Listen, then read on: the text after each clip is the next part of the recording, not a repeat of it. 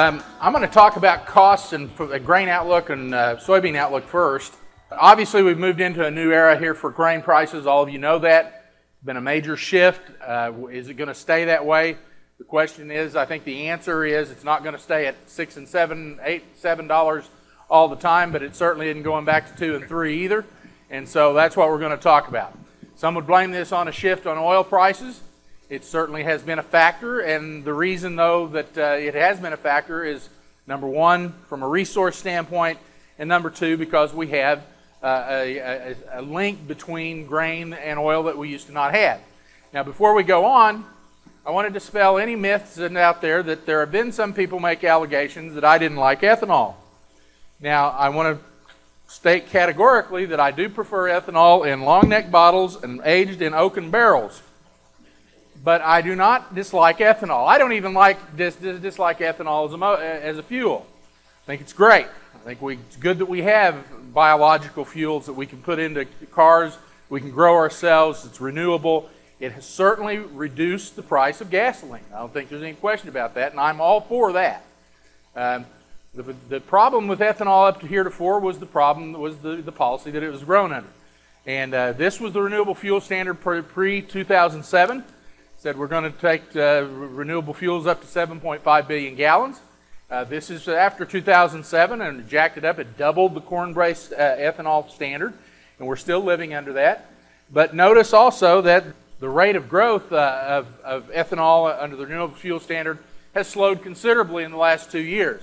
It still goes up to 15 billion gallons in 2015, but another thing to realize is that we have run out in front of those. I think I've got it right there. We've run well out in front of the renewable fuel standards mandates the last 3 years. And why have we done that? Well, it's pretty easy. We have done it because it is paid. Last year we made corn into ethanol because it was profitable. This year that's not so much the case. Obviously margins have gone down as we've gone through this year according to Iowa State.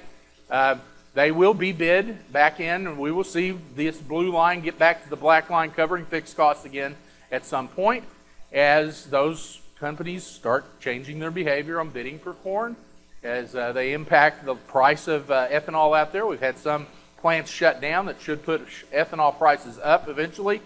This market will work. I mean, Elwin's whole statement about corn costs and corn prices averaging within 5 cents of each other for so long a period is proof to me that markets work. And that's the way that's supposed to work.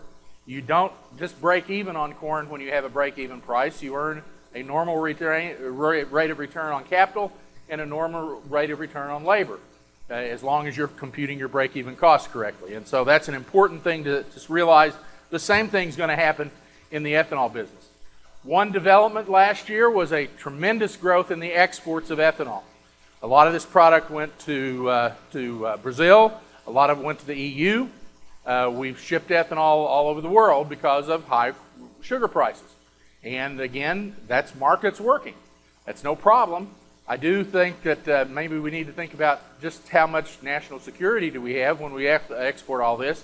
But I will point out that we have the capacity to make that many a billion gallons plus more ethanol and use it here if we need to. And so that's not a bad thing either in my mind. Where did those shipments go to? As I said, most of them went to Brazil. A lot of them did.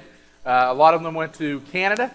Then we've got a number of European countries here that took a good portion of those ethanol exports last year.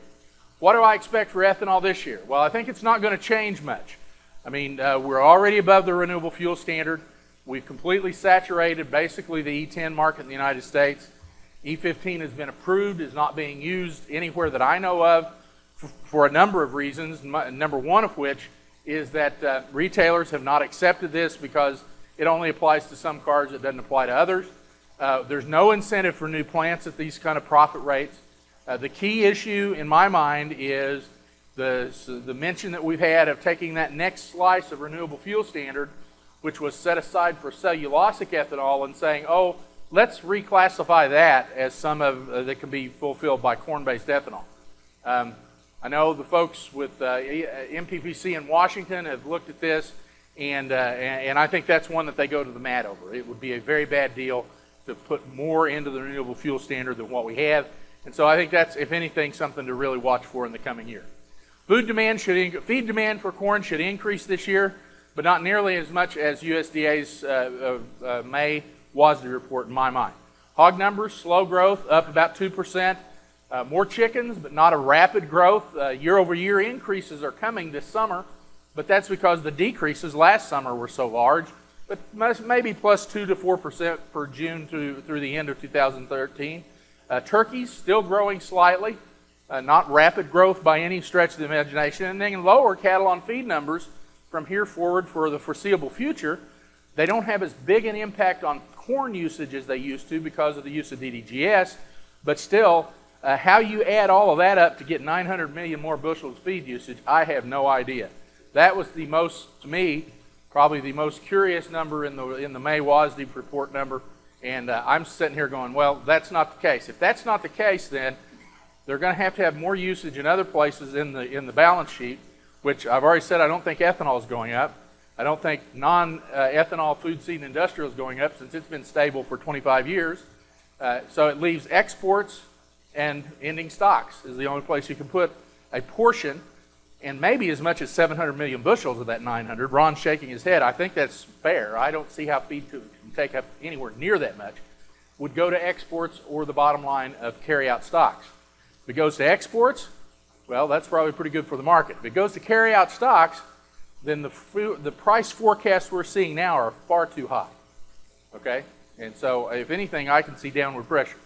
World situation, corn stocks tightened steadily over the last decade as we've gone from 2000 down to just over 100 million metric tons. I've got to get my units right here. If we look at stocks versus stocks to use ratio, the red line is ending stocks, and we can see that they're not too bad for corn. Kind of right in here, a little bit low relative to the 90s, but kind of normal for this type. But look where stocks to use is. And the reason that stocks to use ratio is so low is we built this use base for corn worldwide that says, you know, if you're going to keep prices manageable, you're going to have to carry more stocks than what we've been doing. And right now, according to the forecast right now, that stocks to use ratio is going to be extremely tight. We look at China. The real potential here for exports is China. Continually growing pork and poultry industries there. They have a concerted effort to increase meat production. They have a concerted effort to increase corn production as well. I think they're going to be more successful with the meat side of it just because they have some limitations on the other side. If we look at where China stands in the corn trade business, they were once a major exporter of corn around the world. They are now a major importer of corn. And the real question long term is, how long do they remain there?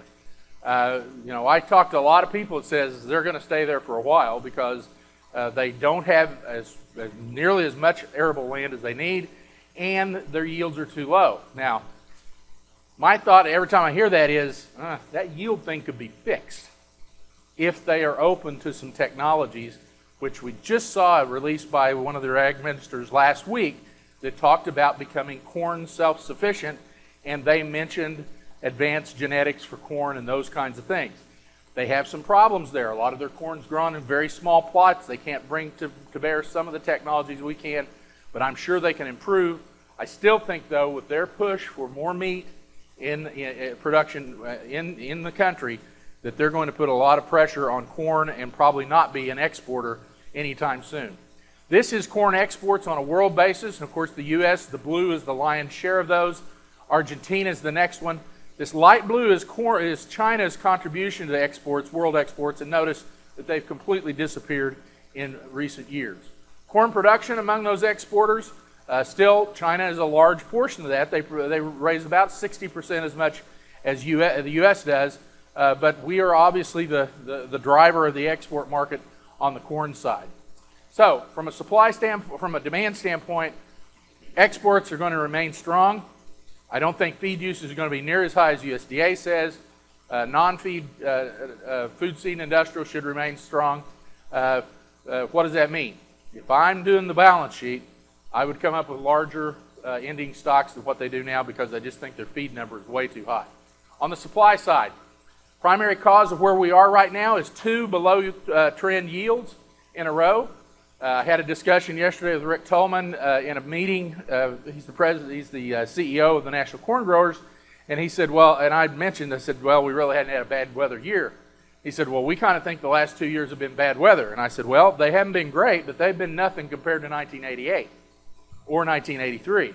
And so, to Elwin's point, it's been a long time since we really had a bad growing season in a large portion of the Corn Belt.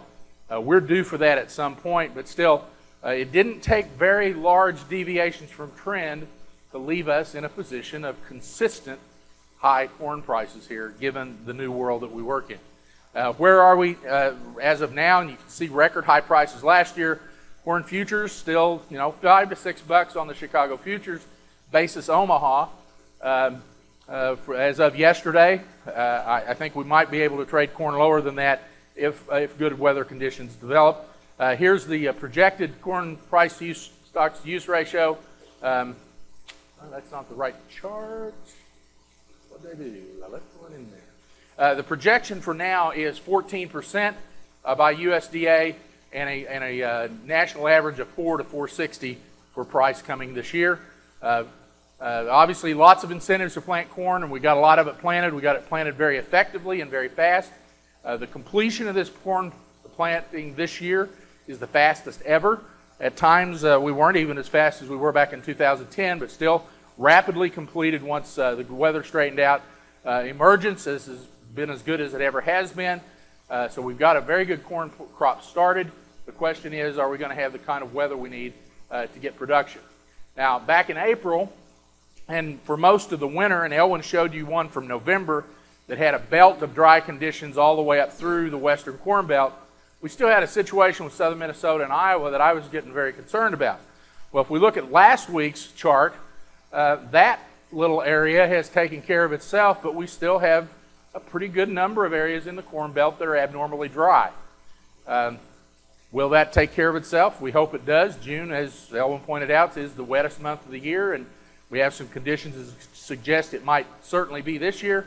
If that develops, we're going to have certainly the acres, the stand out there, and if we get weather, we will have excellent yields. On the crop condition, 3 weeks of ratings now, right at the top of where we've ever been on corn crop condition. And so we have the May supply and utilization.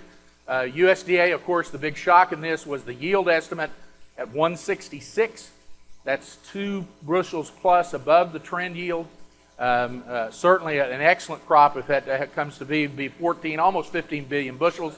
Would increase our carryout to 1.88 billion or 13.7% of projected usage. Stocks on March 1 were the lowest they've been in 7 years. Now, the only thing I would caution you on in that is if there have been a crapshoot number in any of this for the last 2 years, it's been the quarterly grain stocks report. It has just kind of come out all over the map. I mean, every time it comes out, it has some implication that feed usage has gone up 15% or down 50%. And so I don't know how useful the quarterly stocks report really is anymore, but still, it's been one that's been all over the map, very hard to track this year. There was the chart I was looking for with this year's projected stocks to use and price ratio there between $4 and $5. The relationship between stocks and use ratio and price has certainly changed. This chart shows where it was back in the 90s. Whoops. Let's go this way. Back in the 90s, and here's where it kind of is tracing out. The market is telling us since 2007. We can see there's the 2012 observation according to USDA. I think that's awfully high relative to where this relationship tells us it ought to be for those stocks to use ratios. And then I did a scenario thing where I said, okay, here's USDA's numbers. What if we had the biotech trend, the trend from 96 to present? What if we had the 60-year trend, which is 158? And what if we had last year's yield? If you work through those, I mean, both of these leave you in pretty good shape if you get something near trend yield. If we get another yield like last year, though, we're in no better shape than we were last fall. And so there's a possibility of a huge range of prices here. My most likely one, of course, is going to be this longer-term trend yield in the low 160s that would give us prices somewhere down near $4 on corn as we go forward this year. So I think there's a good chance of very affordable corn this year, but it all depends on yield at this point. 96 million acres is great, but you better get some bushels out of every one of those acres, or we're going to still have a tight supply situation. Soybeans. World soybean stocks are about as good as they ever have been, and yet we have almost record high prices of soybeans. Why is that? Because world soybean demand is awfully good as well. We look at stocks to use ratios, still very high relative to history, and so this would say that this is a solvable problem, maybe short run. China soybean demand just keeps growing. I mean, you can see that they've been a major driver here. We don't see any end in sight of that at the present time, as China still buys huge amounts of soybeans. If we look at the price versus stocks to use ratio, USDA's forecast price is record high as we go in here. This would be the 11-12 range, pardon me, 12-13 range, and yet their stocks to use ratio is about 15. Soybean prices have made a huge run up this spring trying to fight for acres. It looks like they put up a good fight, but still lost. And we're going to not have many. We're going to have fewer soybean acres than we did a year ago. The May supply and utilization table from USDA shows their projections. Only a 4.4% stocks to use ratio predicted for the end of this supply year. Now, one thing that can always happen, unlike the corn crop, is you always have the South American crop that serves as a buffer. And so with these kind of prices, we'll have very strong incentives for South American acreage as long as their weather cooperates. We had the same thing happen this last year, and of course their weather didn't cooperate, and that's one of the reasons we are where we are relative to soybeans. If we look at the relationships of stocks to use ratio across the x-axis and price here, we can see, you know, if you were to trace the last 4 years, you'd have a perfectly inelastic demand curve. Just go straight up. Doesn't matter what stocks to use ratio or you have, you're just going to have higher prices. In this case, this line would go through 2011. There's USDA's forecast for the present. If they're right on stocks to use, I would think that they might be just a bit high on price, but not very much. Soybean meal has traded beyond the top of what had kind of become a normal trading range for it here for about a year. The futures say we're going to get back into that, but just barely. So if I had to look at this coming growing season, coming crop year for corn prices and soybean meal, I would be penciling in somewhere, most likely price, from $4 to $4.50 on corn, and somewhere around $300, $350 per ton on soybean meal. It looks as though we're going to be stuck with that at least through March, and then we'll see what happens with the South American crops on the soybean meal side. We probably won't get much relief on the corn side. One thing that may have an impact here, now the impact's probably already done, and that is what's wheat going to do? Rhetorical question. Well, not rhetorical. You can answer if you want. What's the second largest wheat producing country in the world? We're number one. Who's number two? Australia, Russia? Anybody else want to take a shot? China. Okay? Anytime anybody asks you a question, who is the largest in the world? China's a damn good guess, okay? All right? It's kind of like anything. Who's the largest in the United States? Texas is always a good guess, all right? Well, just remember, that's a rule of thumb. You will win more than you lose if you guess China. China is the second largest wheat producer in the world. Kind of a shocking fact, but it's still there. So third is India. Probably wouldn't have guessed that one either, would you? Thanks to Mr. Borlaug and his years of work there. The smaller ones, though, are the big players on the export side. And this is export, and it's really, really busy. But there's an important thing that goes on here. Here's Australia, and it's kind of this red line. And notice that they're back in the export business in a big way. But the United States is still pretty much the residual supplier to the world, because whatever Russia doesn't export, we get to export. And when Russia goes up, we tend to go down on export. And so we may be the biggest producer, but that doesn't leave us in the driver's seat. We have a lot of product that we got to find a home for, And so what does that mean for us? Well, if we're not exporting it, it has to be used here. World wheat stocks are in very good shape. We've got a lot of wheat in the world, and there's a good reason for that. World wheat stocks to use ratio, not quite as good, but still well up into the kind of the normal range here. It's not extreme to one side or the other. You wouldn't think there's a lot of pressure on wheat prices, and in fact there isn't. Wheat has been priced very competitively with corn for about a year now. There was a little spike up here this spring as we had some dry conditions in the hard red winter wheat areas. It's kind of calling that crop into question. But still, nothing like we normally have had on this relationship. Wheat relatively inexpensive. I think and the conditions are good. These numbers are all not as good as they were a month ago, but they're still exceptionally good compared to last year and exceptionally good compared to history. This is a very good wheat crop we've got coming. There should be plenty of wheat available. And when that happens, we're going to have, what happens? Well, look at the feed and residual number go up by about 30 cents, a 30% versus a year ago. That was supposed to be turned off. And it still isn't.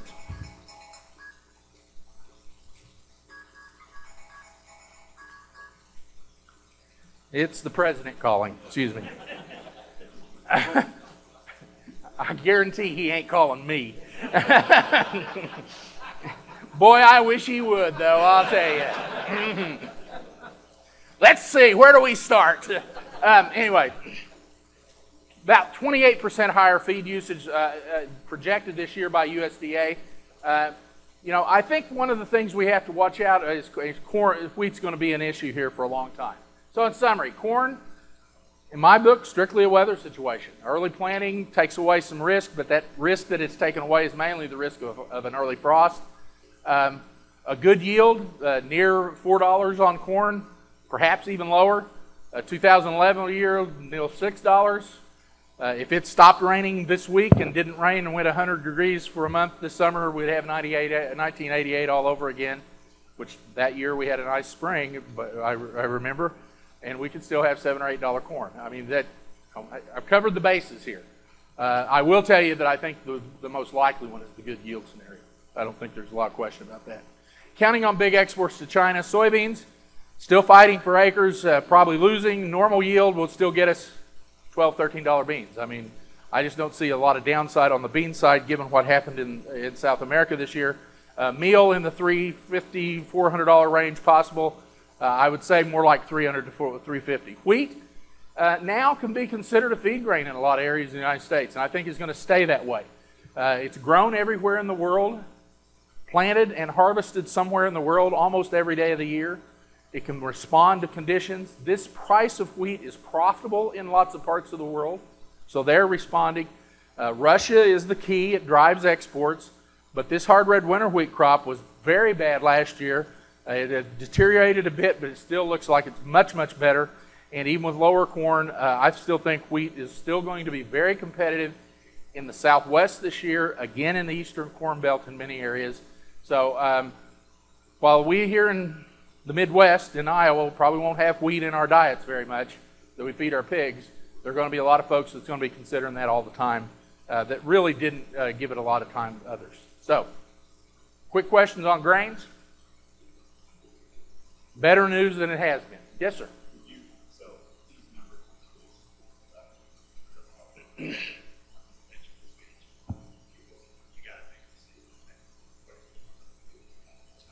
Question is, if I'm a hog farmer looking at a potential expansion and I have to make a decision in the next 30 days, based on these numbers, what would I do?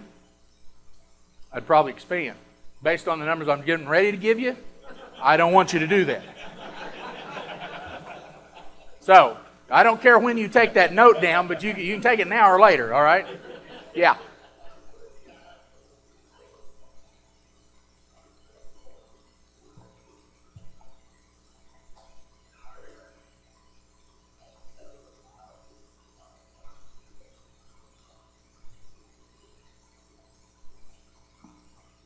Question was, what are the odds of the final numbers on corn and soybeans being larger than what they said in the March report? I think the odds on corn are pretty good just because we got started so darned early. in every place, and we've had such a good planting season. I think the odds on beans, it's hard to say both of them are positive because generally they're running, and I never know how they count for double crop beans because where Ron lives, there's going to be a heck of a bunch of double crop beans because the wheat harvest is coming early, and those beans may yield better than they've ever done in the past. Ron, am I right on that? I mean, you can get them planted in June down there instead of July. It's going to make a lot of difference on the yield. So I think we may get a few more bean acres just because of double crop, and I never know, again, I never know how USDA accounts for that exactly, okay? Probably ought to ask, and then I probably still won't know, but I think the odds are pretty good on corn. Question? Others? All right. We still got a halfway to go.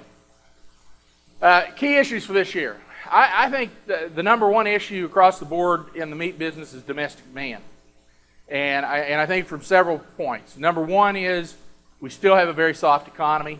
The data we see from the restaurant business is good, but kind of tenuous. We have very high prices. Now, high prices do not destroy demand. They impact the quantity demanded, okay? But there can be some time screw-ups there when people start backing off of high prices and we're still producing, and that causes some problems, and I think that's some of what we've seen this spring. The lean, finely textured beef BSE thing was negative across the board. It hit beef much harder, obviously. BSE really wasn't a factor. We'll talk about it in a minute. But the U.S. economy, consumer income levels are a big concern to me. I think that's one of the things that we're missing in this economic recovery. Exports, world economy, big deal. Exchange rates are changing again. They've been relatively steady. That's generally working against us in the short run. Trade policy has been a big positive the last couple of years. And of course, disease stat is a big deal anytime, but hopefully you don't have to deal with that. Feed prices, 2012 acreage, we talked mainly about those. And of course, supplies and where we go with these inventories and any kind of expansion that comes along in the next year. But the big driver this year, past 2 years, 3 years, has been productivity and weights. All right, let's talk about some supply situations. Now, one of the things that's happened this spring is we've seen this kind of, what we feel like a pretty soft situation on meats. Broiler production is down 5.2% year to date. If we look at pork production, it has grown 2.2% up, mainly because of extra hogs in the last 8 weeks, but higher weights all the time. Beef production down almost 3%. Even though we've had these larger feedlot inventories, we're not killing as many steers and heifers. They're huge, but we're not killing nearly as many of them, and production's been down. Turkey production up 2.3%. If we add them all together, total meat and poultry production is down 2.3%. So why has things been so dadgum sluggish if we're not asking people? And exports are up generally. So per capita usage here is low. And yet we seem to be struggling at every bend in the meat complex so far.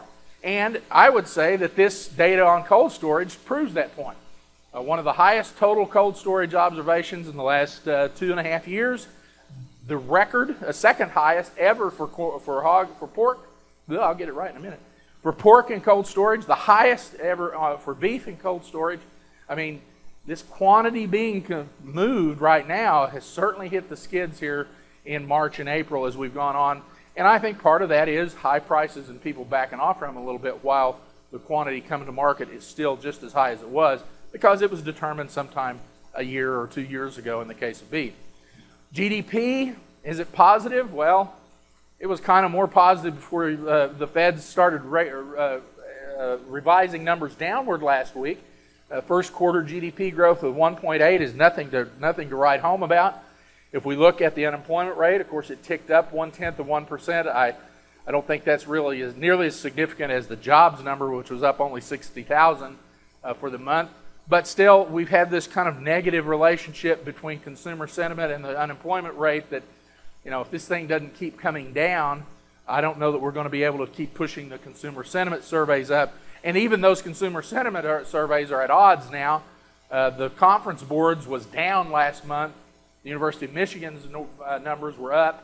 And so I think it all depends on which consumers you ask the question to some degree. Food spending continues to be relatively strong. Grocery store is softened. Food service still pretty good through April as we look at it compared to last year. And again, my point about restaurants, the Restaurant Performance Index softened a bit last month, but it's still above 100 and has been for some time now.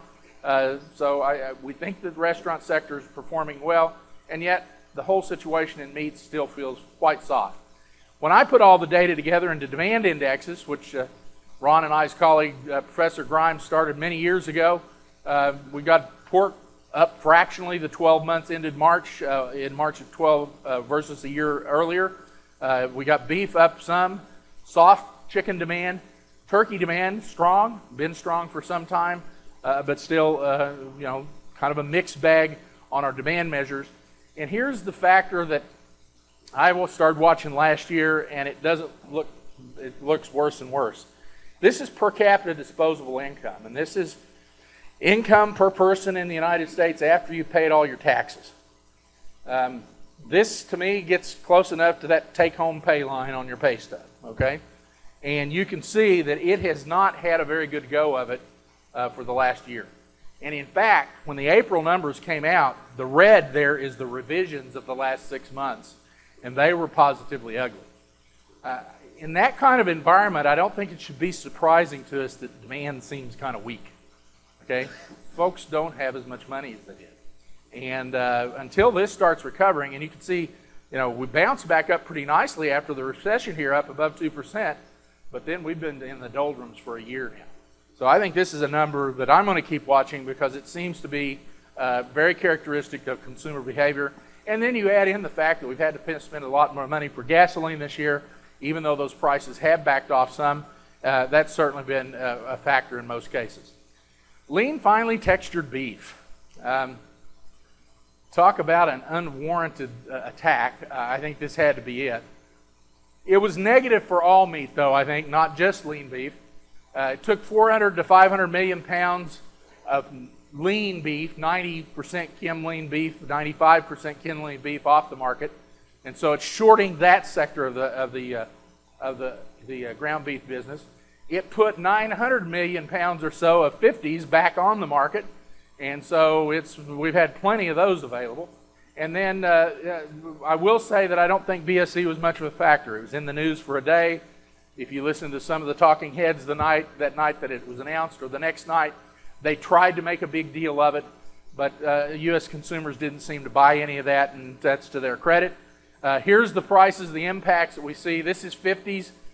A rally back up into the 80s very shortly after it happened, but look what's happened, and I think we found where we're going to sell 50s for a while. On the 90s side, we just keep going up because that market's being shorted now. There's not as much of that lean beef available. We see some impacts on pork trim and on fat trim and on lean trim here because at some point all of these grinding meats compete at the same level to go into formulated products like hot dogs and lunch meats and those. And so when these go down, they do put pressure on pork. Retail prices, though, remain close to record high across the board. Chicken is record high. Beef still close, so is pork. The latest data we have is April. I don't see those changing a lot. We might see some seasonal sell-offs here and some featuring, but we haven't seen much featuring on the pork side, and that's been a pretty big sore spot for a lot of us. On the world side, the exchange rate is awfully important. This is the dollar index, and we have to always remember it's 60% the euro, roughly 60%. The other 40% made up of the yen and some other European currencies. But notice we broke through some resistance here that dates back over a year. We've got a longer-term resistance still up above us here in the low 80s. We'll see what happens here in the next few weeks. But I've made the argument for some time that a stronger dollar does not make for a strong dollar necessarily. And that's still the case. But this is a 12% increase in the value of the dollar. Okay, so that means that our product is all else being held constant, our product is 12% more expensive sold to this weighted group of countries that's represented in this index. If we look at the individual currencies, a few of them are even worse, and especially Mexico, where the peso had gained back some value, now has lost value, is approaching the worst it's been in a long, long time, even since before the recession. We see the yuan has done the same thing. In the case of the yen, it's still keeping value pretty strong, and of course, the Chinese currency is pegged to the dollar and remains relatively strong. If we look at our competitors, 3 of them kind of normal, but the one that's really gained ground on us are the Brazilians, where the real has lost a substantial amount of value. The good thing on that is that they still don't compete in many of the markets we do because of their foot and mouth disease classification, but they do have product coming out of Santa Catarina that can come into the United States or can go to Japan or others, because that has been declared a foot and mouth disease free zone. So they're not a non-player as they have been in those markets that are very important to us. Pork exports last year up 23%. I've felt all along if we can match that number this year, we ought to claim victory. This is numbers out of the Livestock Marketing Information Center. They've got a slight increase forecast. USDA still has a slight increase forecast for this year. And through the first quarter, we were up 17%. Now the problem is that was the first quarter, and the second half of last year was when we made hay.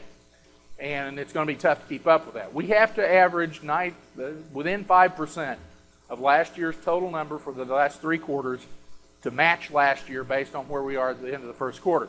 That's going to be tough because of the surge to China last year. Will that duplicate itself? I think that's doubtful. I don't think China's going back to 40 million pounds of carcass weight imported, or 30, but they're certainly probably not going to stay at 100 to 120 much this year either. Beef and veal exports, record large last year, will be going down, mainly because of lower beef output here in the United States and availability.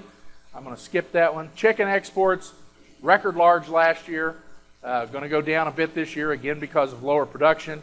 See, there's kind of a theme going on here of record exports. It's really important to all of us. And of course, if we look at current costs, based on what I told you a while ago on the grains, I've got current costs forecasted for hogs about $85 per hundredweight on a carcass weight basis. That's down only $1, $1.50 from a year ago. So we're not getting much gain there. If we look at cattle, we've got $130, $134 break-evens for cattle into this fall, this summer and fall, mainly because of the cost of feeder cattle. In economics, we assume some rationality except for cattle feeders.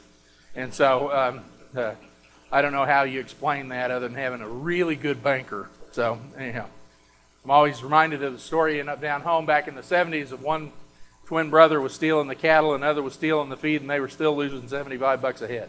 So anyway, okay, let's talk about chicken. Not very long. We're not going to talk about chicken very long. The lowest breeder flock in since 1997. Last fall, we've started some increase again. Part of that is just seasonal. Some of it is a response, some production response. Even though they haven't made much money, they actually have made a little money this spring. If we look, their reductions remain relative to last year, down roughly 5% on egg sets, 4% on chick placements. But notice that we're approaching the time of year where the big cuts happened last year. So pretty soon you're going to see in data from me and from others year-over-year comparisons that are going to be positive. That doesn't mean that the business is growing very much. It just means that they're getting back to where they were really bad last year. And so you always have to remember what was going on a year ago when you look at those year-over-years. But still, look relative to 2010, and we're going to stay well under that for the rest of this year. Down 5.5% on slaughter, down about 5.5% on weight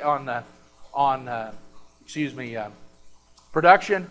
Weights remain very large and will stay that way. This last round of expansion in the chicken business was in the big boning bird sector, and that's the reason these average weights have gone up. They're not going to back off from those. In talking to folks in that business and a couple of analysts that watch it, I mean, they're doing that for big birds the same reason you raise big hogs. It pays, okay? And that's the reason they're doing it. It's funny how folks do that, okay? But it pays, and they're going to chase that. Now, the downside, they finally got their cutout value back above $1 a couple weeks ago. The downside, though, is that they pushed breast meat prices from what used to be in the upper dollar range, $1.70 or $1.80, down into, so it kind of struggles around this $1.50 range even to get there. And these have fallen out of bed in the last couple of weeks, and so we'll see kind of what happens now. but breast meat prices had climbed back to some respectability. Important variable there. The birds have been carried this year by wings and legs. That's kind of, no pun intended on that one, okay? But wings have been the big one, and they've stayed up here around $1.80 all year long. It looks to me like they've kind of accomplished with wings what we finally accomplished with bacon. They got it so year-round now that demand has taken out much of the seasonality and taken at least this debacle that usually happens, or decline that usually happens after the Super Bowl. So, cattle and beef. My assumptions here, one of them is the worst of the LFTB thing is behind us. I think there's going to be these lingering demand impacts on 50s that are going to stay a while. And the question is, how do you use the darn things? And the answer is you don't use them at 80 cents anymore, you use them at 50. And so that's probably what the market's going to do. The BSE case was a non-event. We're going to continue having higher feedlot inventories, but providing lower steer and heifer slaughter. We are feeding cattle maybe a little longer, but part of that for a year or so was the placement of lightweight cattle because of very, very, very poor conditions on pastures. And there's another factor on it now, and that is that some feedlots have grown into the size that get involved in the feedlot inventory survey. And so we're kind of counting apples and oranges there on a year-over-year basis, where the slaughter numbers are just straight slaughter numbers. And so that's going to rectify itself eventually, but right now it's going to be difficult to look at a feedlot inventory and tell what the slaughter is going to be out of that for a while. Though disappointing, the choice beef cutout back to $195 last year. We still think we're going to spend a lot of time over $200 sometime this year, probably late summer. Normally June is the low and you start kind of climbing back out. If that's the case, we can still make $200 beef this summer and into the fall. Lower supplies through 2014. You just don't churn the beef industry around very fast, and we killed a lot of cows last year. A 3% decline in the beef herd is a big, big, big reduction in that number. And this is the reason. Those conditions that Elwin talked about in Texas and Oklahoma. I grew up in Oklahoma. I can tell you it was, from what everything my friends told me, it was the worst they've ever had. And I was down in that part of the world this spring in West Texas. There are ranches there that will not be fully stocked for 2 or 3 years, and that's assuming good weather. Okay? And I'm telling you, if you're on June 5th in Oklahoma or Texas, it's not unusual that it doesn't rain again until October. All right? That's not that far-fetched. So they've got to have good weather to get back to that, and it'll still take several years. Feedlot inventories were below year-ago levels in May for the first time in almost 2 years. And that's largely because we put a lot of those calves in early, but it also says that the supply of these feeder cattle is getting extremely tight. Steer and heifer slaughter down, as we pointed out earlier, has been down below year ago, even though we had higher feedlot inventories. We've had lower steer and heifer slaughter 42 of the last 46 weeks. And so it's down 5% so far this year. U.S. beef consumption, which can be read as U.S. beef availability per capita, down 3.5% this year, probably 2 to 3% down next year, and on a long-term downslide. When you start shorting the market that much, you're going to get very high beef prices. And we see cutout values approaching $200. Here's the pink slime problem here in March and April. We've been kind of back to normal here to some degree. January feeder cattle supply is very, very tight, and a lot of these calves selling up here in $1.80. We had a lot of 4 and 5 weight calves bring $2 this spring. When that happens, it is profitable to have cows. And if anybody tried to buy cows this spring, you know that they were pricey. And there's a good reason. This is going to make some money for a couple of years here. And that's the kind of thing that has to happen for us to get some expansion. But even if we start laying back those cows this year and have enough grass to do it, that beef doesn't show up until 2014. So we're still going to have a very high price situation on cattle and beef in the meantime. Pasture conditions are getting better, no question about that, except in the far west out here where you have some drought conditions developing. And then, of course, average annual cattle prices somewhere on these market cattle, somewhere in the 130, 132 range over the next couple of years. All right, hogs and pork, that's the reason you came. I made you wait till the end. March hogs and pigs report. About as expected. A little bit more growth in the breeding herd than was expected by analysts before the report. a couple of numbers that I still find to be a little screwy, and that's these lower farrowing intentions coming out of that larger breeding herd. We'll see if they actually come to fruition as we go forward, but I think they may be a little larger. The number that has really been driving things, of course, the last few years is litter size, gaining 2% per year. The incentives that cause that to happen are still there, and the reasons are still there. I think we're going to see productivity continue to grow. I wouldn't bank on anything less than about 1.5% as we go forward, but it certainly could run up there toward 2%. If we look slaughter relative to what that March pig report said, from March 1 until about the middle of April, we were pretty good. And then all of a sudden we had a lot of hogs show up that we didn't think were going to be there. Where did they come from? Well, there's always a possibility that USDA didn't get them counted right. That happens sometimes. We could have pulled some forward. We had excellent conditions. We may have been pulling hogs forward all summer, all winter, and we pulled some pigs forward here into this time period out of the summer months. That remains to be seen. I would say that the weights on those pigs during that period do not suggest that we pulled them forward because they were pretty big. Okay? If we're pulling hogs forward, I would have thought the weights would have stayed relatively constant, and they didn't. And so I'm at a little bit of a loss. I mean, I argued with people kind of all winter this winter that we weren't going to run out of pigs sometime this spring because of last summer's heat and all the PRRS losses. And now we've ended up with more pigs than even I thought we were going to have. And so that's where we stand. We did have a week below the predicted level 2 weeks ago. We were a bit above it last week in the holiday shortened weeks. It'll be real important to see where we are. Now, seasonally, we should be tighter on supplies. And we've seen some price rallies coming into this. Weights still high. I think this is, death, taxes, and heavier hogs. 3 things you can count on. We didn't do it for a couple of years because of feed costs. We have the genetics in place to add weight efficiently. We have the barns in place to handle them for a longer period of time if we need to. Now, we were a little tight on that last fall, and look what's happened to weights as we've gone through this year. So gaining a pound or so the rest of the year, depending on what weather the summer does, I think is probably in the cards as we go forward. Production, up 2.2% year to date. I would expect 2.5% to 3% the rest of the year. So that's going to put us up well over 2% for the year in total. And of course, that's no surprise, put some pressure on prices. There's a number of things happened here. I thought Chris Hurt at Purdue wrote a very nice little paper a couple weeks ago. What happened? Okay, and he went kind of down through all these steps in a very succinct way, but all of these things played into it. A bit of a rally here in the cutout value, but as the cutout value went up, packers chased hogs and their margins went all to pieces. And so we've seen some pressure on hogs again last week. I still think we're going to trade hogs up in the $90 range here this summer at some point, a little above 90. At one time I thought we would trade a decent number of $100 hogs this summer. But the lost spring rally, you can't launch nearly as much in the summer from where we are now, but I still think we'll trade cash hogs above 90 here in the second quarter.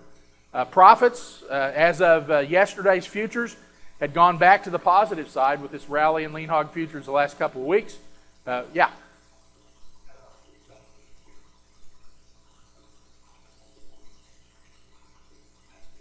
Where's Mike? Mike Lynch. He was here. Oh, the cutouts, you guys haven't changed any formulas, have you? Okay. Chris Summers with USDA, he computes it every day, I think, right? He's the guy. So it's computed the same as it always has been, Don. They normally announce if they're going to make any major changes on their formulas on that. And they've been using the same yields for what, 4 or 5 years? Okay.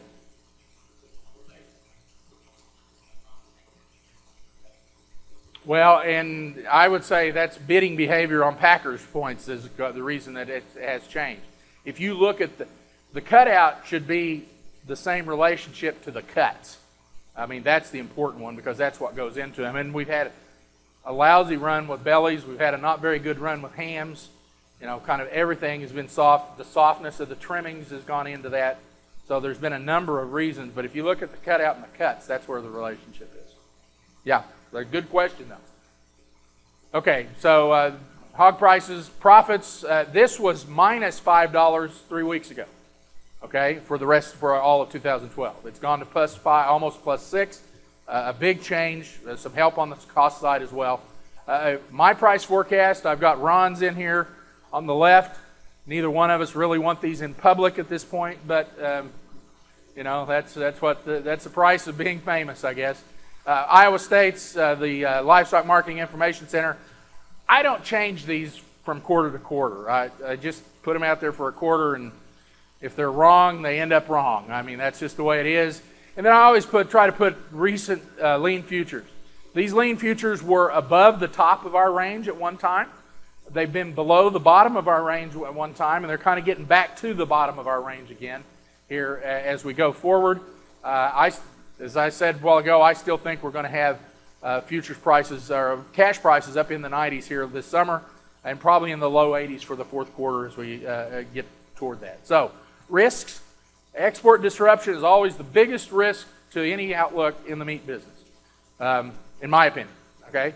Now, it's also the lowest probability. So we always want to make that point, but it's always. More LFTB type libelous crap. Poor growing weather or below trend crop yields, I think, is a huge risk. Still could be. For cattle, any worsening of drought conditions. The southeast is kind of a problem for them, but it's not nearly the problem that they had with their cow-calf areas last year. For hogs, any problem with a packing plant this fall or next fall would be a real big deal. I didn't have the packing capacity. Well, I did have it up there on that chart right there. You can see last fall we were close to packing capacity on some weeks. This fall there's 1, 2, 3, 4, about 5 or 6 of those blue observations above the line. If we get 2% growth in productivity and 1% growth in the breeding herd, we're going to add to that next fall. It is going to get pretty tight. And any problem with the plant this fall or next would be a very severe problem for us to handle. And we can't do anything starting now to help before 2014. So you can't, they don't materialize out of thin air, and there isn't any empty buildings out there that will work very well. And so that's just not going to change. So that's a risk to the forecast that we need to recognize right now, and I hope people will recognize that as they make those plans. Where'd he go? Where'd the guy with the question with the expansion go? Okay.